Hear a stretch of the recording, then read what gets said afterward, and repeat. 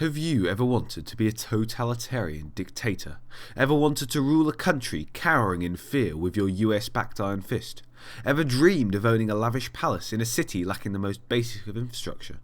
Well, want no more, because you can become your very own mustache-wielding, trend-setting dictator by following these 5 easy steps. Number 1. Fighting a war. Wars are just brilliant places to start your dictatorial career.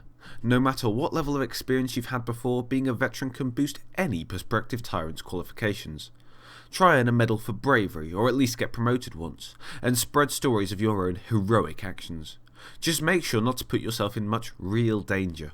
No one likes a dictator who has a disability, or worse, is dead. Number 2. Find an ideology. Now this one's really not that tricky. No matter what ideology you really believe in, you should always operate under a healthy dose of nationalism, or if that's too much of a boo word, patriotism. Nationalism can be whatever you want it to be, and means you don't actually say much to put any prospective supporters off. Everyone in your country is invited to the party.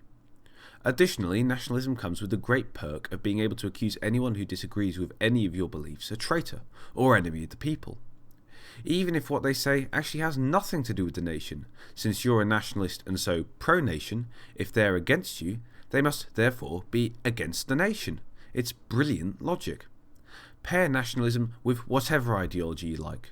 Conservatism, socialism, libertarianism, doesn't matter if the ideologies clash, but just make sure whatever other ideology you use is popular. You can use it to pick off those pesky voters who may not want to support a party purely because they live in the country it represents. The dastardly, nation-hating traitors. Number 3. Make sure never to read a history book. History is a pesky thing if you want to convince a country authoritarianism is the way to go. Almost every country in the world, and especially in the West, has a pretty nasty history, and most have done at least a couple downright dastardly things. But no need to worry about that. You need to focus on a history, real or not, it doesn't particularly matter, that makes people think the country has really gone downhill in the past few years. People need to long for these past years of greatness, no matter what, so make sure to shoot down any unsavoury stories that paint your country in a slightly negative light with the old enemy of the people line. Heritage is also a brilliant word to use. People love heritage, no matter what it specifically is. Convince them it's been taken away, and they'll flock to you. Number 4. Find an enemy. Now, all great leaders need a great enemy. I don't mean one with a large army or that actually poses a threat to your rule, but a small group in society whose support you can afford to lose. This enemy will be your get-out-of-jail-free card. If you lose an election, claim the enemy is running it. If your country faces hardship, blame the enemy. If there's so much as a minor litter problem in your smallest of hamlets, well, it's the enemy's fault. By creating a clear, black and white, completely anonymous opponent, you give your potential supporters an obvious choice. Your strong protection, or the faceless baddies. Preferably, you'll want to keep the definitions of this group as vague as possible. A racial group will do, but an ideological split is even better. That way, if it turns out shockingly that one of your evil enemies is actually, once you get to know them, a perfectly pleasant and ordinary person, your supporters can accommodate these two seemingly contradictory statements with the thought that they weren't a true enemy. That way, no matter what evidence is put out before them, your supporters will always stay loyal in the face of your apocalyptic opponents. 5. Start an economic crash. Now, before now, all these steps were, with a little complete removal of morals, essentially easy. However, this one will take a bit more effort.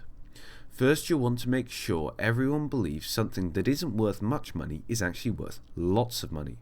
As people continue to invest in this something, they'll be delighted to see the prices rise, although this is really just because everyone else also wants to invest in this something. Eventually, people will then realise that the somethings aren't actually worth anything, and try and sell them. This means prices plummet and cause a crash. This, as previously mentioned, is rather tricky, so you may just want to wait until the economy does this by accident, which will happen around every 10 years. Now that the people in your country are suddenly poorer than they were yesterday, you must take your opportunity. Accuse the current leadership of having single-handedly caused this crisis. The media, never willing to let the facts get in the way of a good story, will likely go along. The people will be desperate for a change in running the country, a fresh start and a new leadership, and as their mouths froth and their protest banners cry for reparations, offer yourself as the saviour of your country, a strong leader who, when given the right powers, can protect us from the dastardly enemy and sort out this terrible economic crisis. Congratulations, you're in. Thank you for watching this episode of the Badger Politics Show. Join me next time when I'll discuss trying to secure and maintain your totalitarian dictatorship.